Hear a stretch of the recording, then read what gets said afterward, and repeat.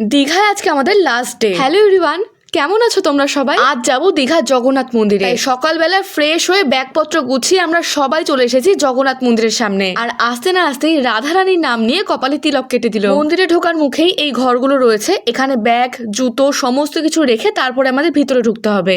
সমস্ত কিছু আমরা জমা রেখে দিয়েছি আর তার জন্য একটা আমাদের টোকেন দিয়েছে।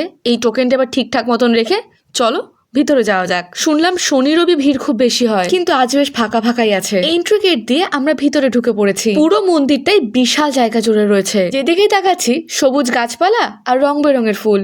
মন্দিরে ঢোকার এই রাস্তাটা দিয়ে রেলিং বরাবর বেশ সুন্দর গার্ডেন রয়েছে। জগন্নাথ দেবের কাছে পুজো দেওয়ার জন্য মন্দিরের মুখেই রয়েছে প্রসাদের দোকান। পুজো দেওয়ার জন্য আমরা একটা প্রসাদের প্যাকেট নিয়েছি। চলো এবার এটা নিয়ে জগন্নাথ দেবের কাছে যাওয়া যাক। ভিতরে তো ক্যামেরা অ্যালাউ নেই, তাই আমি কোনো কিছু রেকর্ড করতে পারিনি। তবে প্রথমবার এখানে এসে আমার সত্যিই খুব ভালো লাগছে। প্রসাদ নিয়ে আমরা সবাই মিলে বেরিয়ে পড়লাম জগন্নাথের মন্দির থেকে। সকালে তো আমাদের কারোরই খেয়ে বেরোনো হয়নি, তাই মন্দির থেকে বেরিয়ে একটা দই বড়া খেয়ে আমরা উঠে পড়লাম ট্রেনে।